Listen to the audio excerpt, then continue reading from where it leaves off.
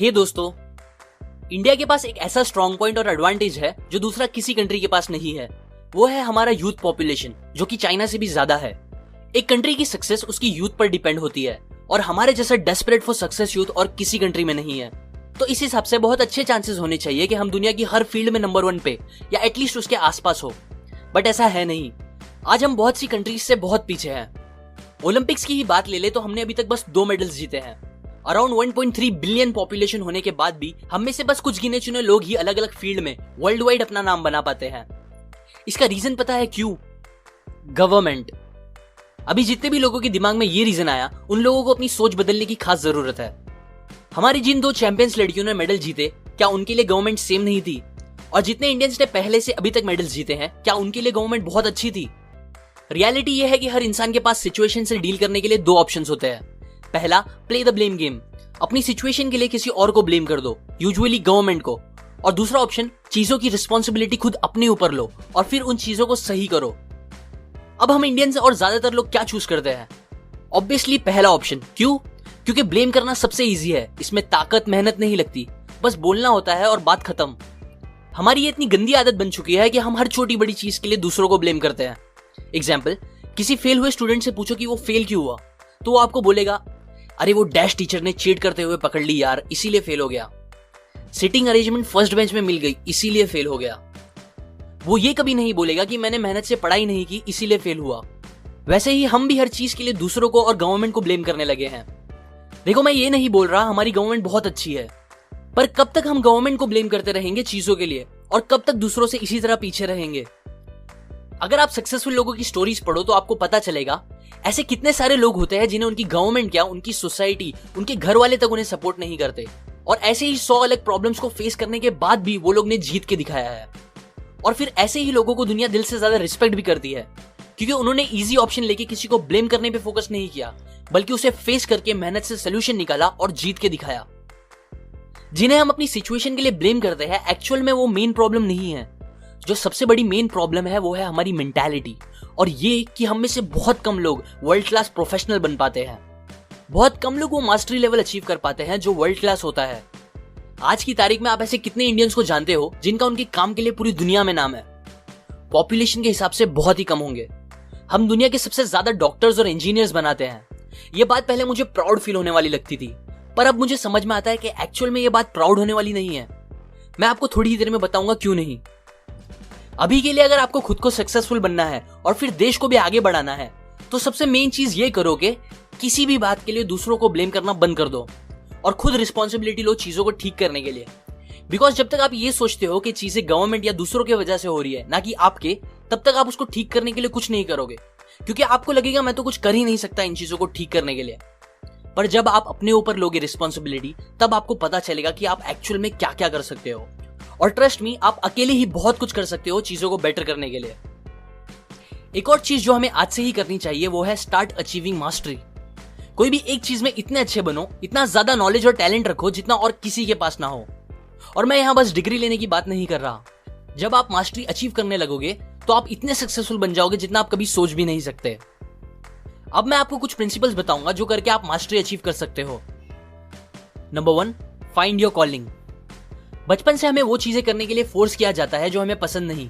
अगर कोई बच्चा अपने पेरेंट्स से ये बोले कि मुझे एक बॉक्सर बनना है, तो या तो वो गुस्सा होंगे या हंसेंगे या फिर प्यार से समझा देंगे कि बेटा, बॉक्सिंग ये सब बेकार चीज है, इससे अच्छा फ्यूचर नहीं बन सकता। तुझे पैसे कमा के खुश रहना है और अच्छी लाइफ बनानी है तो डॉक्टर, इंजीनियर या ऐसा कुछ बन। ये बातें सोसाइटी भी उसके दिमाग में बैठा देती है। और फिर सबसे बुरा तब होता है जब वो ये यकीन करने लगता है कि हाँ, बॉक्सिंग टाइम पास के लिए ठीक है, पर अच्छी लाइफ बनानी है तो डॉक्टर या इंजीनियर बनना ही सेफ ऑप्शन है। उसका दिमाग इतना नैरो माइंडेड हो जाता है कि फिर वो और कोई ऑप्शंस के बारे में सोचने की कोशिश भी नहीं करता। उसके बाद वो दूसरों से इन्फ्लुएंस होकर किसी भी एक फील्ड में एडमिशन ले लेता है। वहां वो ऐसे लेक्चर्स में बैठ के अपने 3-4 साल निकालता है जहां उसे 5 मिनट भी 1 घंटे के बराबर लगते हैं। वो कितना भी कोशिश करे उन चीजों पे ज्यादा टाइम तक फोकस नहीं कर पाता, क्योंकि वो उसका इंटरेस्ट होता ही नहीं है। फिर वो मस्ती और टाइम पास करने लगता है। देन टीचर्स उससे परेशान और वो टीचर्स से परेशान, और सबका टाइम वेस्ट। फिर भी वो जबरदस्ती कैसे ना कैसे पढ़ाई करके डिग्री कंप्लीट कर लेता है और एट द एंड ऐसा इंजीनियर बन के निकलता है जो एक्चुअल में बस नाम का इंजीनियर होता है, जिसे ज्यादातर कॉन्सेप्ट पता भी नहीं होते। डॉक्टर्स का मुझे श्योरली नहीं पता, पर इंजीनियर्स का मैं आपको कह सकता हूँ। मोर देन 90% इंजीनियर्स बस नाम के इंजीनियर्स होते हैं, जिन्होंने जबरदस्ती बिना मन और पैशन इंजीनियरिंग की होती है। मैं आपको ये इतना कॉन्फिडेंस से बोल रहा हूं क्योंकि मैं भी उन 90% इंजीनियर में ही आता हूं। मैंने आपको बताया था कि India largest number of doctors और इंजीनियर्स प्रोड्यूस करता है, पर वो बहुत प्राउड होने वाली बात नहीं है, क्योंकि मोर देन 90% ऑफ डॉक्टर्स और इंजीनियर्स जो बनते हैं वो मेरे जैसे ही होते हैं, जो शौक से नहीं बस पैसों और सोसाइटी का सोच के बन जाते हैं। इससे हमारी क्वांटिटी ज्यादा हो रही है पर हमारी क्वालिटी बेकार से बेकार हो रही है। आपने देखा ही होगा आजकल डॉक्टर्स को पेशेंट की बीमारी सही करने की इतनी फिक्र नहीं है, उन्हें बस आपसे पैसे कमाने से मतलब है। वो घर जाके ये नहीं सोचता कि आपकी बीमारी कैसे ठीक हो सकती है, बल्कि उसे तो घर जाके बस टीवी देखने के लिए लेट हो रहा होता है। पर इसमें उसकी गलती भी नहीं है, उसे तो बचपन से सिंगर बनना था, हमने ही उसे पैसों के लालच से डॉक्टर बनने के लिए एनकरेज किया। इंजीनियर्स भी आजकल कुछ न्यू चीजें बनाने का नहीं सोचते, वो बस चाहते हैं जॉब लगे और पैसे आए। वैसे ही हम सब पैसों के लिए कुछ भी करते हैं और यही रीजन है हम सक्सेसफुल नहीं बन पाते। क्योंकि जो इंसान जूडो में मास्टरी अचीव करके ओलंपिक में गोल्ड ला सकता था अपनी कंट्री के लिए, वो आज एक एवरेज इंजीनियर बनके 15 से 20 हजार के लिए किसी आईटी कंपनी में काम कर रहा है। और यही रीजंस की वजह से हम अपना जो सबसे स्ट्रॉन्ग पॉइंट है लार्जेस्ट नंबर ऑफ यूथ का, उसे लिटरली वेस्ट कर रहे हैं। मास्टरी अचीव करके सक्सेसफुल बनने का जो सबसे मेन प्रिंसिपल है वो है फाइंड योर कॉलिंग। मतलब वो प्रोफेशन सर्च करो जिसमें आप सच में मास्टर बनना चाहते हो, पर बस पैसों के लिए नहीं, बल्कि वो करके आपको खुद को अच्छा फील होता हो, जिसका आपको दिल से पैशन हो और उसके लिए आप कितनी भी मेहनत करने के लिए तैयार हो, जबरदस्ती नहीं पर खुद से। क्योंकि मास्टरी अचीव करने के लिए आपको हजारों घंटे उस चीज को पूरे फोकस के साथ सीखना होगा। इसीलिए कहा जाता है कि वर्क ऑन योर पैशन, क्योंकि आप हजारों घंटे लर्निंग और प्रैक्टिस पूरे फोकस के साथ वो चीज ही कर सकते हो जो करने आपको मजा आती हो और अच्छा फील होता हो। Number 2, find a mentor and become an apprentice. हमारे पास बहुत लिमिटेड अमाउंट ऑफ टाइम है दुनिया में, इसीलिए हर चीज खुद सीखने से बेटर है कि हम उससे सीख ले जिसे ऑलरेडी वो चीज आती हो। एग्जाम्पल, अगर आपको फोटोशॉप सीखना हो तो डाउनलोड करके पूरा हफ्ता लगा के खुद 1-2 चीज सीखने से बेटर है कि आप यूट्यूब से एक ट्यूटोरियल देख लो जिसमें एक एक्सपर्ट आपको वही चीज 1 घंटे में सिखा दे। वैसे ही अगर समझो आपको बहुत बड़ा स्टॉक मार्केट इन्वेस्टर बनना है तो बेस्ट है कि आप वॉरेन बफेट से सीखो। आपको जो भी बनना हो, बिजनेसमैन, एथलीट, सिंगर, डांसर या जो भी हो, बस अपने फील्ड के टॉप इंसान को सर्च करो और उससे सीखो। मेंटर्स आपका बहुत सारा टाइम बचाएंगे और प्रैक्टिकल वर्ल्ड में काम आने वाली ऐसी बहुत सी चीजें भी बताएंगे जो आपको जल्दी सक्सेसफुल बनने में हेल्प करेगी। अब बेस्ट ऑप्शन है कि हम उन मेंटर्स से चीजें इन पर्सन सीखें, लेकिन बेस्ट मेंटर्स का मिलना और हमें सिखाना बहुत मुश्किल होता है। पर थैंक्स टू टेक्नोलॉजी आज के टाइम में उसका भी ऑल्टरनेटिव है कि हम उनकी नॉलेज अगर डायरेक्टली उनसे नहीं ले सकते तो इनडायरेक्टली थ्रू इंटरनेट या उनकी लिखी किसी बुक से ले ले। यही रीजन है मैं आप लोगों को बुक्स पढ़ने या सुनने के लिए इतना एनकरेज करता हूँ, क्योंकि ये सबसे इजी और सस्ता तरीका है दुनिया के कुछ सबसे समझदार लोगों से चीजें सीख के सक्सेस पाने का।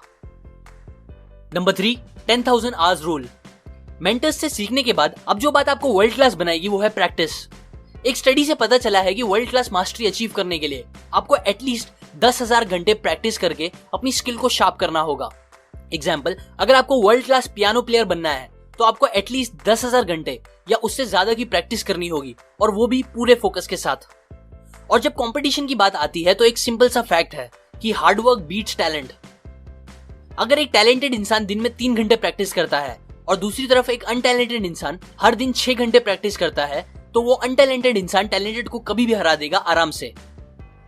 अब टू कंक्लूड दिस वीडियो, ये प्रिंसिपल्स रियल लाइफ में कितना काम करते हैं ये मैं आपको पीवी सिंधु, इंडिया की फर्स्ट वुमेन जिन्होंने सिल्वर मेडल जीता, उनकी सक्सेस को इन प्रिंसिपल से रिलेट करके बताऊंगा।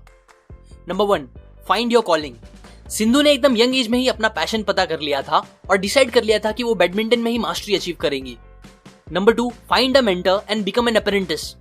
सिंधु अप्रेंटिस थी एक ग्रेट मेंटर पुल्लेला गोपीचंद, जो कि खुद बैडमिंटन आइकॉन है और अर्जुना अवार्ड विनर भी है।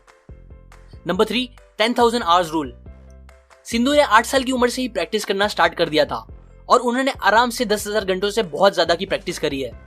वो हर दिन 56 किलोमीटर ट्रैवल करके ट्रेनिंग सेंटर सुबह 4 बजे पहुंच जाती थी। ये 3 प्रिंसिपल मैंने आपको रॉबर्ट ग्रीन की बुक मास्टरी से बताई है। इस बुक में और भी बहुत अच्छे अच्छे प्रिंसिपल्स हैं, पर अभी के लिए अगर हम बस ये 3 प्रिंसिपल्स को भी फॉलो करेंगे तो हम हर फील्ड में नंबर 1 पे आ सकते हैं और खुद भी सक्सेसफुल बन सकते हैं।